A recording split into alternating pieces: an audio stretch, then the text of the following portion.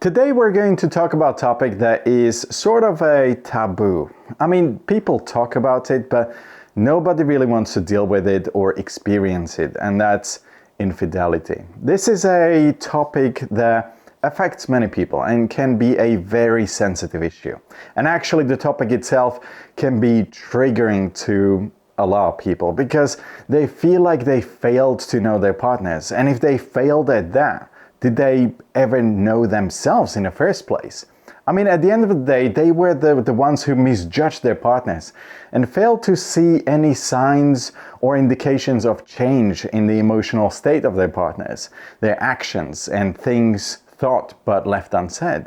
They always feel like they were betrayed, but deep down they all experience the guilt that blames them for not knowing better, for not preventing things from happening.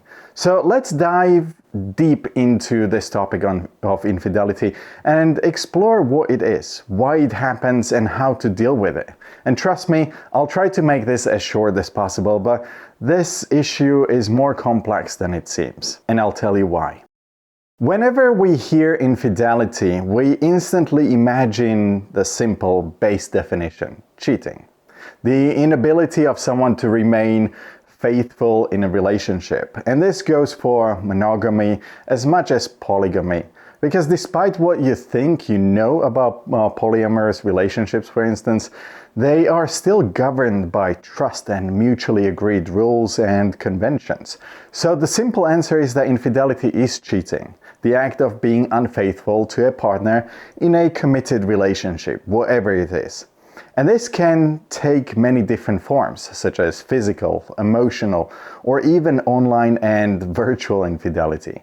Now, regardless of the form it takes, infidelity is essentially a breach of trust that can cause significant pain and damage to any relationship.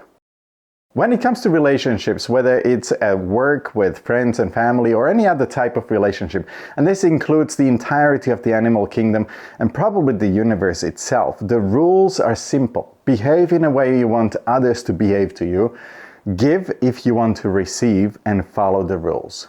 If you have an assignment at work, you need to follow the rules and deliver on your duties as per your commitment and agreement with your employer. And then you can expect to receive your reward at the end.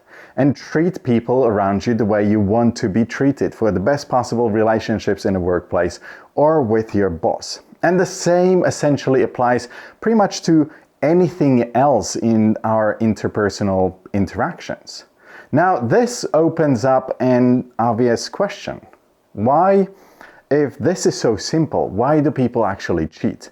Why do people cheat when the recipe for success, the correct formula for any relationship is this simple? Why do they do it? Well, the ugly truth is that there is no one-size-fits-all answer to this question, as the reasons for infidelity can vary greatly from person to person.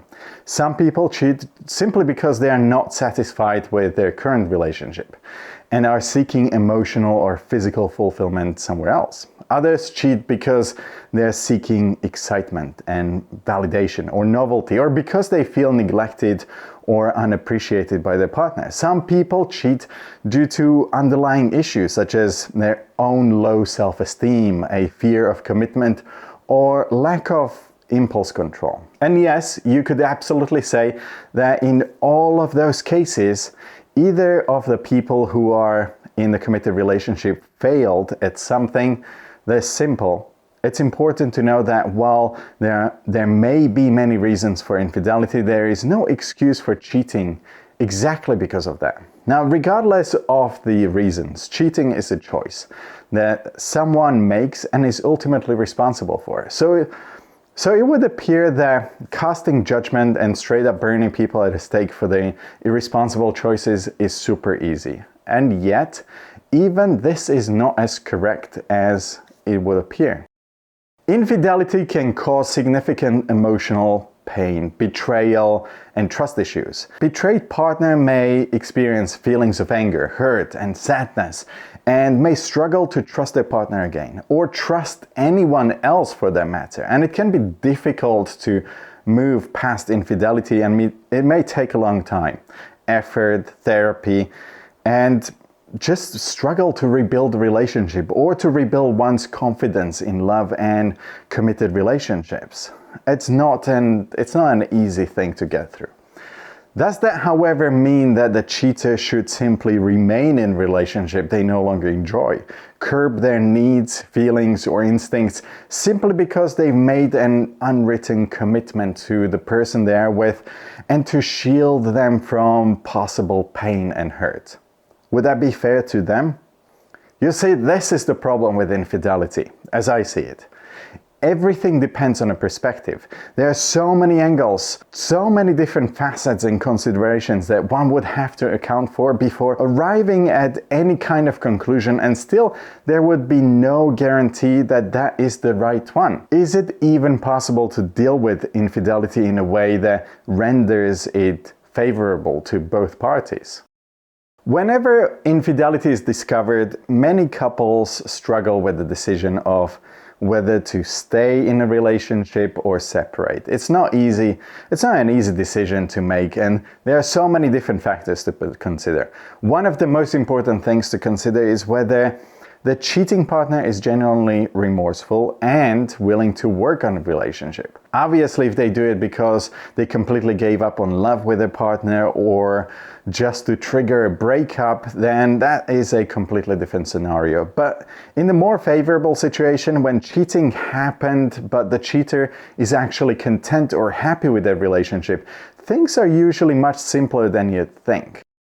You see, the logic dictates that if the cheating partner is truly sorry for their actions and willing to make amends, then there is hope for the relationship. But rebuilding trust after infidelity takes time, patience, and effort from both partners. You, as the one who was cheated on, you also have to consider things like, is the relationship worth it? Can it be broken by a simple thing like that? The cheating partner must be willing to be transparent and open about their actions, and the betrayed partner must be willing to forgive and move past it and let go of the anger and hurt that they are feeling.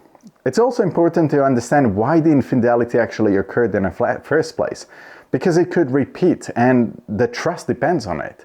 Was it a moment of weakness, or was there something deeper going on in the relationship? Maybe the cheating partner was feeling neglected or unappreciated and turned to someone else for validation. Maybe there were underlying issues in a relationship that needed to be addressed but were never communicated.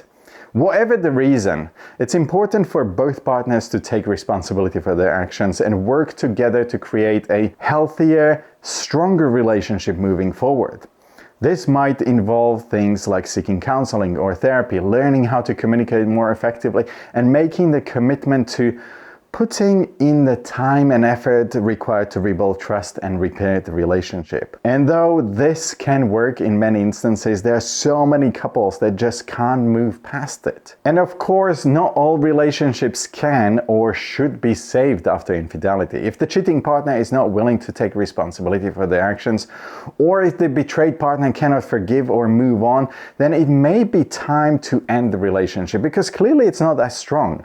If all those years and the time they spent together can be simply swiped off the table and off the history books of your relationship simply because of one mistake like that and a broken trust, and you're not willing to rebuild it, then that's it. In the end, the decision of whether to stay together or separate after infidelity is a deeply personal one, and there's no right or wrong answer.